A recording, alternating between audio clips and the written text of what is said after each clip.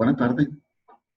Este contenido que vamos a desarrollar en estas entregas para tópicos de física eh, sirve como repaso también para lo que van a ver conversión de energía, debido a que las leyes que vamos a manejar aquí son las leyes que vamos a necesitar para hacer el estudio de los grupos electrógenos eh, operados por diésel o operados por gasolina y todo lo que son las centrales termoeléctricas. También vamos a ver una parte por allá en conversión de energía que van a ser la generación por energía solar. ¿Okay? Todo lo que son los paneles fotovoltaicos.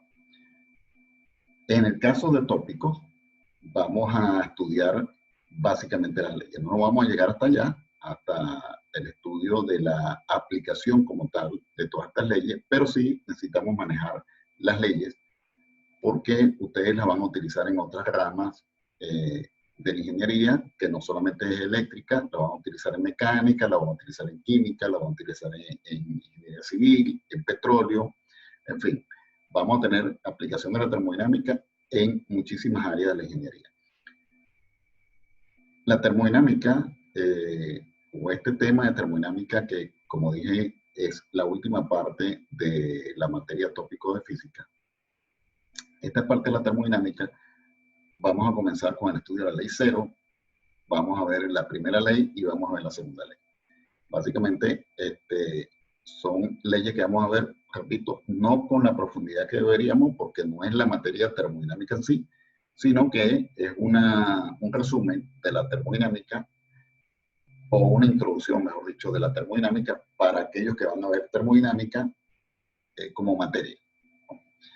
Ok, entonces lo primero que vamos a ver nosotros es la ley cero. Voy a compartir pantalla con ustedes y de eso se va a tratar, digamos, la primera entrega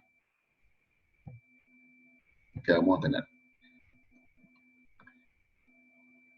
Ok, como puede verse ahí, entonces vamos a manejar la ley cero y vamos a comenzar con la definición de lo que es termodinámica. Ok. Entonces, en los libros textos podemos ver que la termodinámica es la rama de la física que estudia la energía, la transformación entre sus distintas manifestaciones, como no es el calor, y su capacidad para producir trabajo. Es una ciencia y es una herramienta muy importante en la ingeniería. ¿Okay? Ahora, la termodinámica podemos decir que es el estudio de la dinámica del calor. Calor como una forma de energía y cómo ese calor va a pasar desde un sistema a otro sistema, de un sistema al universo. Hay intercambio de calor entre sistemas. Ese intercambio de calor puede ser de diferentes formas, como lo vamos a ver más adelante. Puede ser por conducción, puede ser por convección, puede ser por radiación. En fin, la termodinámica entonces, en la termodinámica vamos a estudiar esa transformación y el flujo de energía que existe entre sistemas. Y es una ciencia factual. Es decir, la termodinámica, en resumen, es una ciencia que se basa mucho en los valores estadísticos. Vamos a tener muchas tablas, que manejar tablas de propiedad de los gases, de propiedad de los líquidos, tablas de propiedad de los sólidos. En fin, es una ciencia que se basa mucho en la observación y en la experimentación. Es básicamente experimental. Entonces hay muchas ecuaciones que vamos a desarrollar nosotros acá, muchas ecuaciones que vamos a utilizar, que son ecuaciones que surgen de la observación experimental. La primera definición que vamos a conseguir nosotros acá en la termodinámica, como estamos hablando de temperatura, estamos hablando de calor, vamos a definir lo que es temperatura y calor. Pero la definición, digamos, del común, la definición que ustedes van a conseguir por internet, es la siguiente. La temperatura es una magnitud física que refleja la cantidad de calor. Bueno, pareciera que para definir temperatura, primero tengo que definir calor, ya sea de un cuerpo, de un objeto o del ambiente. Dicha magnitud está vinculada a la noción de frío, menor temperatura, y caliente, mayor temperatura. Pero cuando nos vamos a la definición de calor, nos dice que es la energía que se manifiesta por un aumento de temperatura. Entonces pareciera que necesitamos primero el concepto de temperatura antes de definir lo que es calor. Entonces entramos acá como una especie de círculo vicioso. Primero necesitamos para definir temperatura lo que es calor y luego para definir calor lo que es temperatura. Por lo tanto, estas definiciones que aparecen aquí, que repito, son las que van a conseguir ustedes por internet, no son las mejores definiciones. Entonces vamos a ir cambiando estas definiciones de temperatura y calor en la medida que vamos desarrollando el contenido como tal. Vamos a hablar de lo que es un sistema. Entonces, se puede decir que es un conjunto de elementos con relaciones interacción e interdependencia que lo confieren una entidad propia al formar un todo unificado. Un sistema. Un sistema entonces está conformado por una cantidad de partículas que van a tener interrelación entre sí. Va a haber dependencia entre esas partículas y esas partículas van a estar confinadas en un todo. Va a haber un ente, ¿ok? Digamos, hay un ente espacial que agrupan esa cantidad de partículas que tienen unas propiedades en particular. Entonces, el sistema puede ser cualquier objeto, como lo estaba mencionando, ¿no? Puede ser cualquier cantidad de materia, cualquier región del espacio, etc. Seleccionado para estudiarlo y aislarlo mentalmente. Así, todo lo que rodea es entonces el entorno o el medio donde se encuentra el sistema.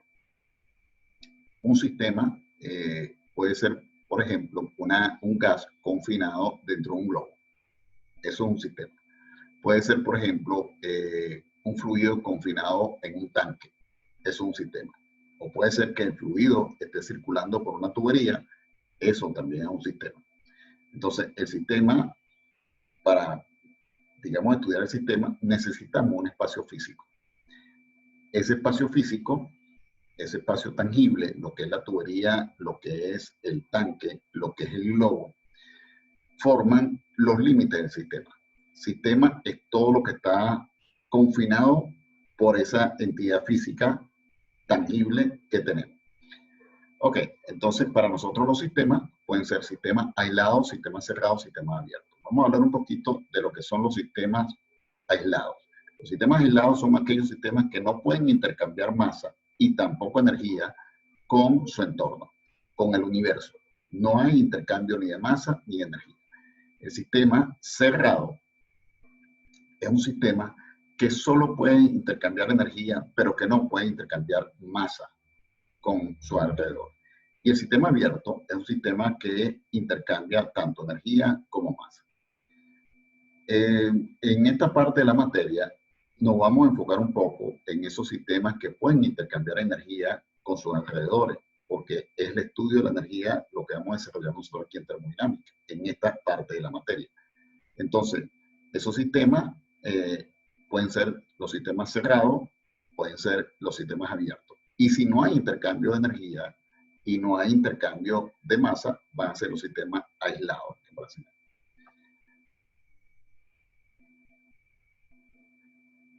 Como ya definimos lo que era un sistema y cuáles son los tipos de sistemas, el sistema, digamos, lo podemos caracterizar mediante un estado, una condición que tenga ese sistema. Entonces, la condición o existencia de un sistema termodinámico en un punto particular y en un determinado instante de tiempo se describe por un conjunto interrelacionado de cantidades susceptibles de ser medidas y llamadas propiedades termodinámicas.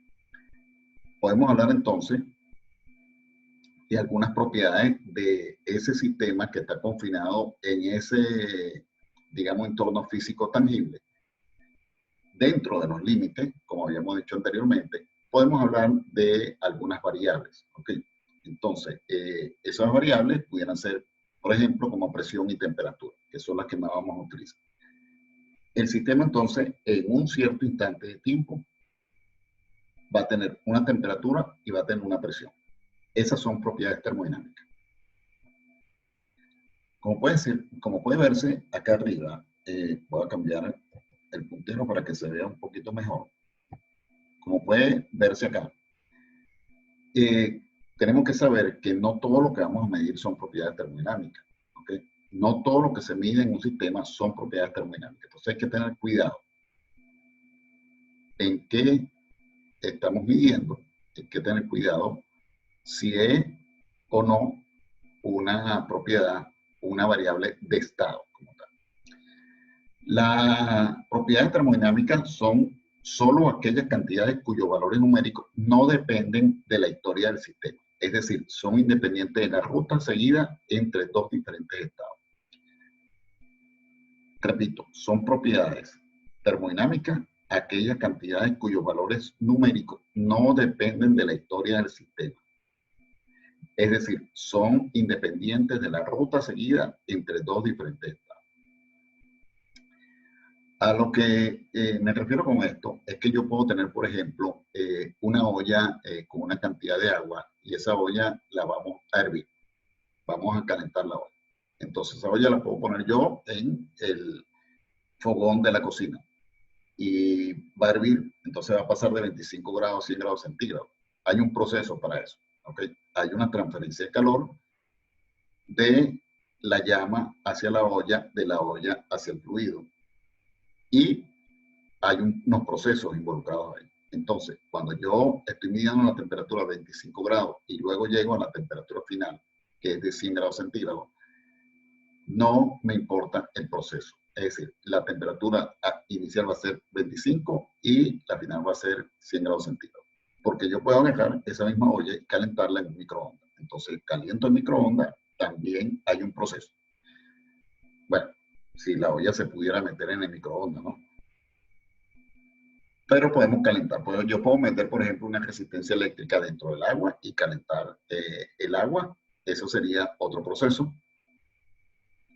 Pero el objetivo, que es aumentar la temperatura a 100 grados centígrados, se logra. Vamos a medir la temperatura entonces final y vamos a medir la temperatura inicial.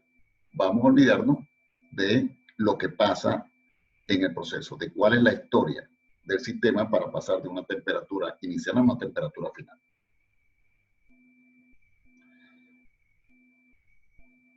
Vamos a hablar ahora de algunas propiedades que no son termodinámicas.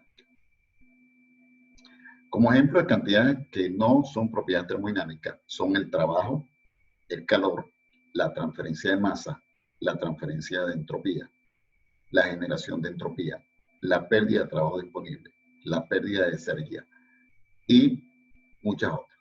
Vamos a hablar, bueno, de todos estos términos que aparecen aquí. Nosotros vamos a desarrollar en este contenido de materia el concepto de entropía al final.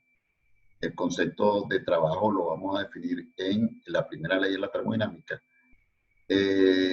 Lo que es calor también lo vamos a definir con la primera ley de la termodinámica. El concepto de energía, que no lo vamos a definir, no lo vamos a utilizar nosotros en esta parte, en este contenido de la termodinámica para tópicos de física, pero la energía sí la podemos utilizar en conversión de energía.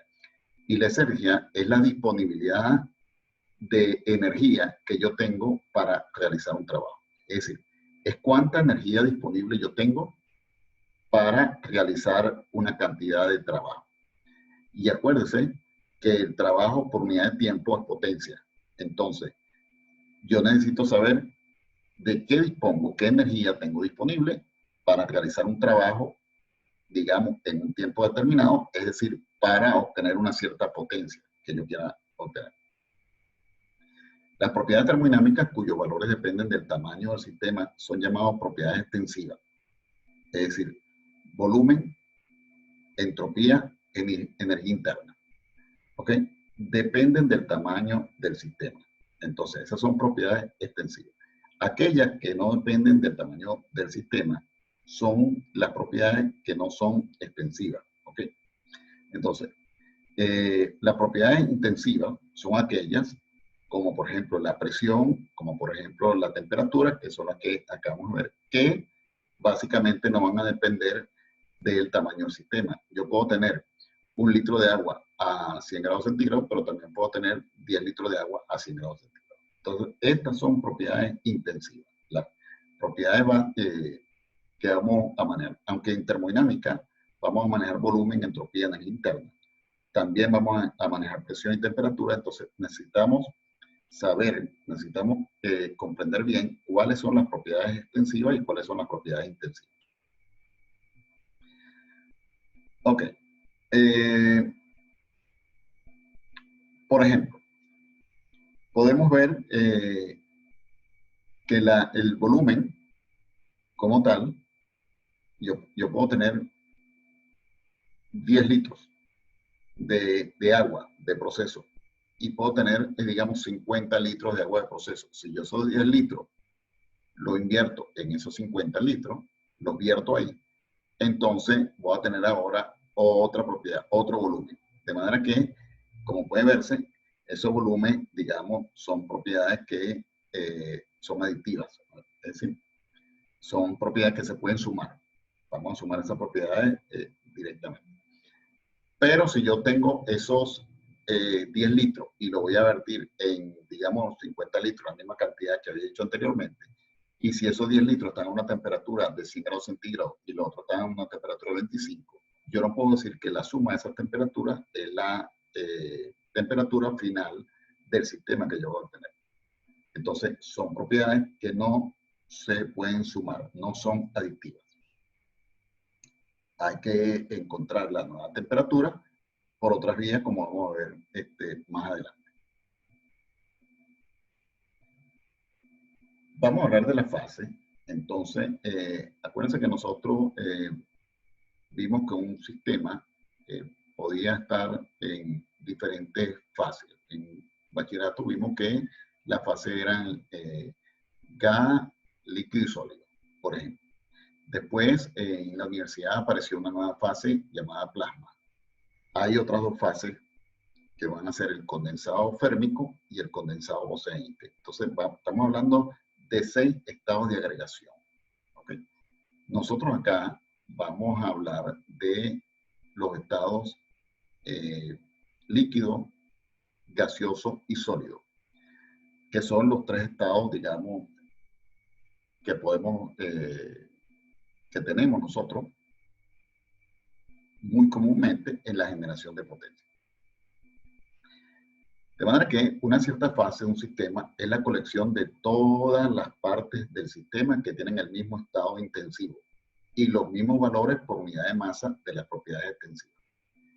En el caso de un sistema bifásico, un sistema que tenga 2 fases, porque yo puedo tener, por ejemplo, una mezcla de líquido-vapor, o puedo tener un sistema trifásico, es decir, que pueda tener líquido, vapor, sólido dentro del sistema. O un sistema multifásico, que puede ser cualquiera de estos dos, o sea, que puede tener varias fases. Es posible asociar a cada estado de agregación molecular las propiedades intensivas que lo describen. Como ejemplo, la mezcla vapor, vapor-agua y agua de un generador de vapor es un sistema multifásico, donde a cada estado de agregación molecular le corresponde una fase. Es decir, si yo tengo un generador de vapor, una caldera, yo tengo una caldera, yo tengo, para que se entienda más fácil, tenemos una olla de presión. Entonces, la olla de presión tiene agua y tenemos la válvula de la olla de presión tapando la olla y comienza a hervir. Bueno, resulta que al cabo de cierto tiempo, esa olla va a ir aumentando la presión, va a tener un vapor por encima del líquido, va a tener líquido a una cierta temperatura.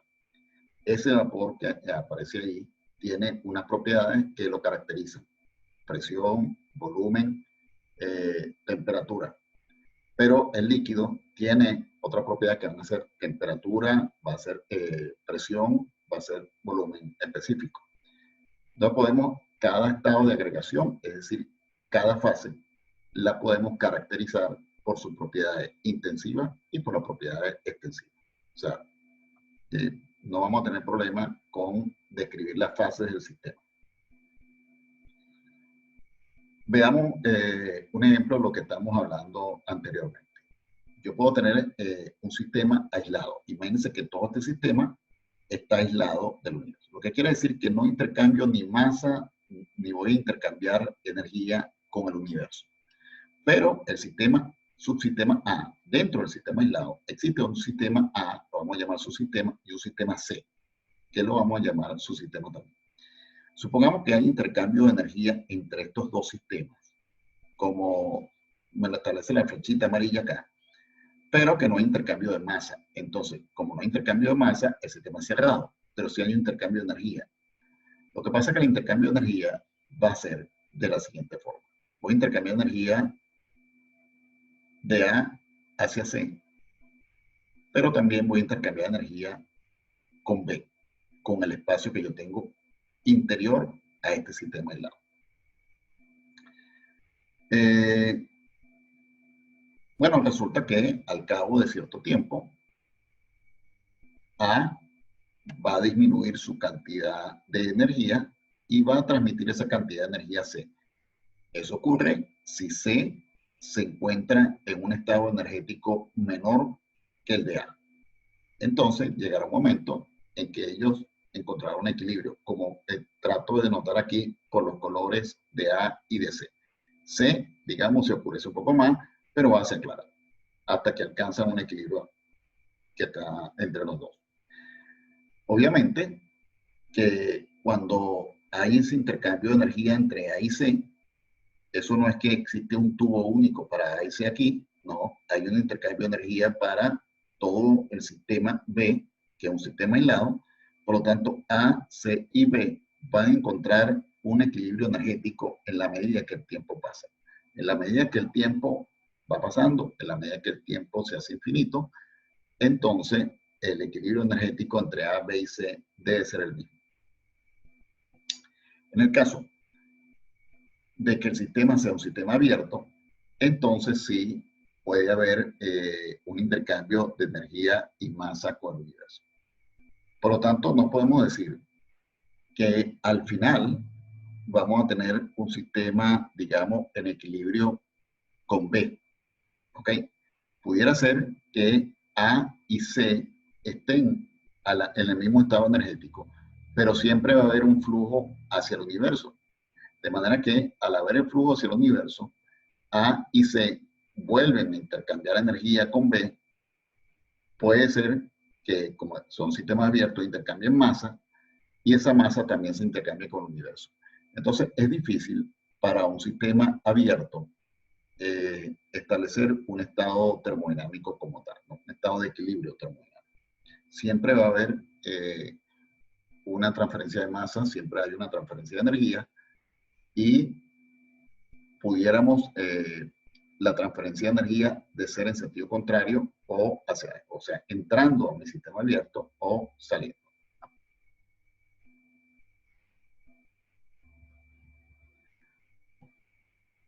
Como habíamos hablado inicialmente, aquel concepto de temperatura que habíamos hablado en las láminas anteriores, vuelvo a la lámina de temperatura. Estos conceptos de temperatura y calor, que son conceptos, digamos, para el común de la gente, para que la gente pueda entender lo que es temperatura y calor. Eso no son conceptos técnicos, ¿ok? No son conceptos que nosotros, no es como nosotros vamos a definir temperatura y vamos a definir calor, porque como les dije anteriormente, la definición de temperatura, por ejemplo, esto es de Wikipedia, la definición de temperatura depende de la definición de calor, la definición de calor depende de la definición de temperatura. Entonces la temperatura que nosotros vamos a manejar es esta, ¿no? Es una magnitud escalar relacionada con la energía interna de un sistema termodinámico. Está asociada a la energía cinética de las partículas que conforman el sistema. Por lo tanto, va a depender de la traslación, la rotación y la vibración de las partículas que conforman el sistema. El sistema puede estar en reposo respecto a un marco de referencia fijo a tierra. De manera que esta energía cinética que aparece aquí no es la energía cinética del sistema como tal. ¿Ok? Estamos hablando de las partículas que están dentro del sistema. Esas partículas que están dentro del sistema son partículas que se van a estar moviendo. Por ejemplo, yo puedo tener, vamos a decir un ejemplo. Yo pudiera tener entonces esta calculadora. Esta calculadora está compuesta por una cantidad de átomos. Ese átomo tiene un núcleo. El átomo, los electrones están girando alrededor de ese núcleo. Por lo tanto, tiene un estado de vibración acá. hay una traslación y una rotación de esos electrones que están dentro de este material. Ese movimiento rotacional, el movimiento de traslación, movimiento de rotación, movimiento de vibración, que aparecen ahí, es una cantidad de energía. Y esa cantidad de energía establece en ese sistema que estamos hablando, que era la calculadora, me va a establecer una cantidad de temperatura. Entonces, la magnitud escalar relacionada con esa energía interna que estamos estudiando es lo que vamos a llamar temperatura. Como pueden ver, esto es un concepto que es independiente del concepto de calor. Estamos hablando de la energía cinética de las partículas que conforman el sistema. Estamos hablando de ese movimiento de traslación de esa energía cinética, no de la energía cinética del sistema. Es decir, si yo agarro la calculadora y la calculadora la lanzo, esa energía cinética del sistema no entra a formar parte del concepto de temperatura. Estamos hablando de la energía cinética de las partículas. Es una energía cinética interna al sistema. Ahora, el flujo de esa energía que traspasa los límites del sistema, a eso lo denominamos calor. ¿Ok? Esa energía que va a salir en forma de ondas, y esas ondas son ondas electromagnéticas, es lo que vamos a llamar calor. Entonces ya tenemos el concepto de temperatura y tenemos el concepto de calor. Acuérdense que el concepto de calor es aquella cantidad de energía que atraviesa los límites del sistema en forma de una onda electromagnética. Eso va a ser el calor. Y el movimiento de traslación, rotación y vibración de las partículas que están dentro del sistema, que me conforman el sistema, es lo que voy a llamar temperatura. Es la magnitud escalar relacionada con esa cantidad de energía interna. Y ahora sí vamos a definir lo que es la ley cero, ¿no? Entonces, la ley cero no es otra cosa que es muy simple, pues. Si yo tengo un sistema A, vamos otra vez a la laminita del sistema. Entonces, la ley cero establece lo siguiente.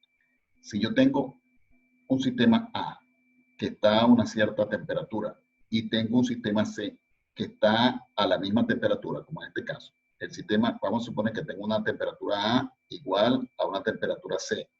El sistema es aislado.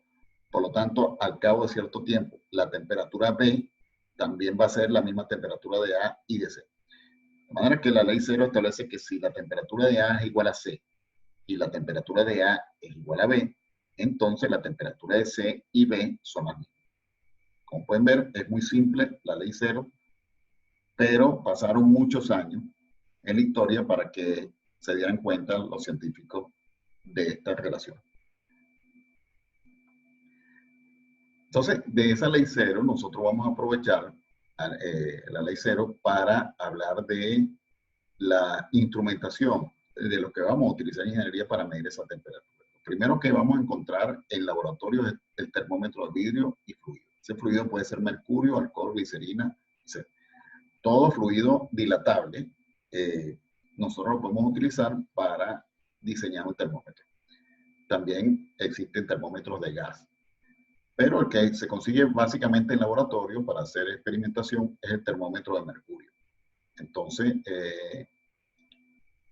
fíjense que el mercurio está confinado en un sistema. El sistema es la barrita de vidrio, el cuerpo de vidrio.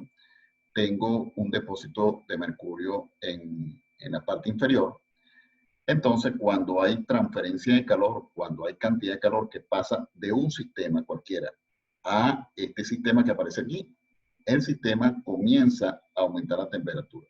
Como vamos a ver en dilatación, al aumentar la temperatura comienza a dilatarse el mercurio y el mercurio tiene una escala graduada que me va a indicar básicamente cuál es la temperatura a la que se encuentra el cuerpo cuando entro en un equilibrio térmico con el cuerpo exterior. O sea, si esto lo llamamos A y lo pongo en contacto con B, cuando hay un equilibrio térmico, el mercurio llega hasta un cierto nivel.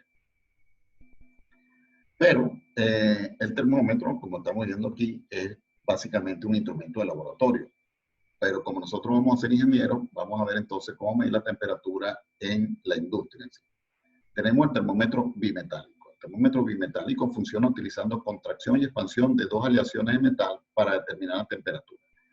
Y tiene muchas aplicaciones. Entonces, este termómetro lo vamos a conseguir básicamente en tubería, lo vamos a conseguir en recipientes, lo vamos a conseguir en tanques, y me mide temperaturas, digamos, que pueden variar hasta los 200 grados centígrados.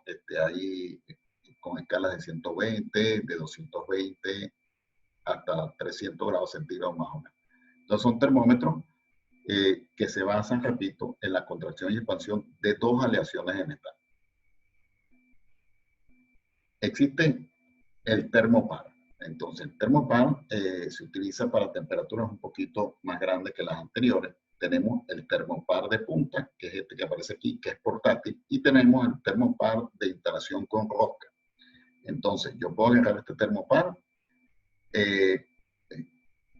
enroscarlo en una cierta tubería y mandar la señal a un lector que tenga una pantalla, pues una pantalla digital que me indique qué lectura tengo yo en este termopar. Esta es la parte que va a medir, esta es la parte que va a censar, y por aquí es donde pasa la señal eléctrica. Igual aquí, esta es la parte que censa y por acá pasa la señal eléctrica. Entonces, el termopar, también llamado termocupla, es el transductor formado por la unión de dos metales distintos que produce una diferencia de potencial muy pequeña, del orden de los milivoltios, que es función de la diferencia de temperatura entre uno de los extremos denominado punto caliente. El punto caliente es el punto más bajo, la punta básicamente. Ese sería el punto caliente en el termopar. Y otro llamado punto frío o unión fría o de referencia. Para que tengan una idea, el termopar, la punta, al igual que en este que aparece aquí, interior a esto, vamos a tener una varilla, puede ser de constantán, y una varilla que puede ser de cobre, que puede ser de zinc, es decir, son dos materiales diferentes. Al entrar en contacto con algo caliente, como son materiales diferentes, se van a dilatar de diferente manera. Pero en la punta, ellos están soldados. Entonces, un material va a evitar que se dilate el otro. Por lo tanto, va a haber un esfuerzo mecánico en donde ocurre la soldadura. Este esfuerzo mecánico donde ocurre la soldadura me crea un desprendimiento de electrones. Ese desprendimiento de electrones me crea una diferencia potencial que puede ser medida a través de estos cables. Por eso podemos utilizar entonces el termopar. El termopar normalmente se utiliza a temperaturas que no son tan bajas. O sea, no vamos a medir con un termopar temperaturas bajas. Normalmente son temperaturas altas y se utiliza en la industria. Tenemos otro que es la termoresistencia. Entonces los RTD, cuyo símbolo ANSI es el que se menciona aquí abajo, este que aparece aquí, es un detector de temperatura resistivo, es decir, el sensor de temperatura basado en la variación de la resistencia de un conductor con la temperatura. Esto también se utiliza a nivel industrial, este que tienen a la izquierda, ¿ok? Básicamente, es una resistencia, ¿ok? Cuando aumenta la temperatura, entonces la resistencia va a variar. Como vieron ustedes en física 2, siempre la resistencia es una función de la temperatura. Ese fenómeno lo estamos aprovechando aquí en los RTD.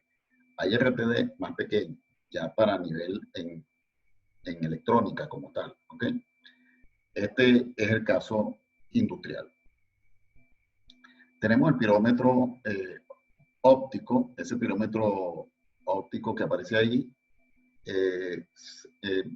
son dispositivos que miden la temperatura sin contacto. Realmente existen pirómetros y existen termómetros también que miden la temperatura sin contacto. Ustedes se han dado cuenta ahorita que con lo de COVID-19, la medición de temperatura es sin contacto, ¿ok? Entonces, esa medición de temperatura son temperaturas pequeñas. Esos son termómetros y funcionan básicamente como el pirómetro. El problema del termómetro, cuando es termómetro, es que la exactitud de la temperatura no es tan buena. Pero en el caso del pirómetro, cuando las temperaturas son elevadas, entonces la exactitud mejora considerablemente. ¿Por qué? Porque estamos haciendo la medición a través de ondas electromagnéticas. Estamos captando la longitud de onda del sistema que desprende calor al universo. Entonces, esos sistemas, en la medida que las temperaturas son más altas, la precisión en la lectura de esa longitud de onda es mejor. Normalmente se van a utilizar a nivel industrial en alrededor de los 600 grados Celsius. En el caso de las máquinas térmicas, en el caso de los motores, todo lo que son motores de generación de potencia y en las máquinas térmicas en sí, vamos a utilizar lo que es el termistor. Entonces, el termistor, como pueden ver acá, es, digamos, el sensor de temperatura que utilizan los vehículos, por decir de alguna manera, que utiliza la industria automotriz. Entonces, el termistor es un dispositivo que varía su resistencia eléctrica en función de la temperatura. Algunos termómetros hacen uso de circuitos integrados que contienen un termistor, como por ejemplo el LM35, el cual puede configurarse a través de un microcontrolador y un circuito amplificador para funcionar en las escalas de Celsius o Fahrenheit. Estos circuitos pueden consultarse en las hojas de datos de cada integrado. No se garantiza el correcto funcionamiento de la graduación de la escala a condiciones ambientales diferentes de las especificadas por el fabricante para el funcionamiento de los componentes electrónicos.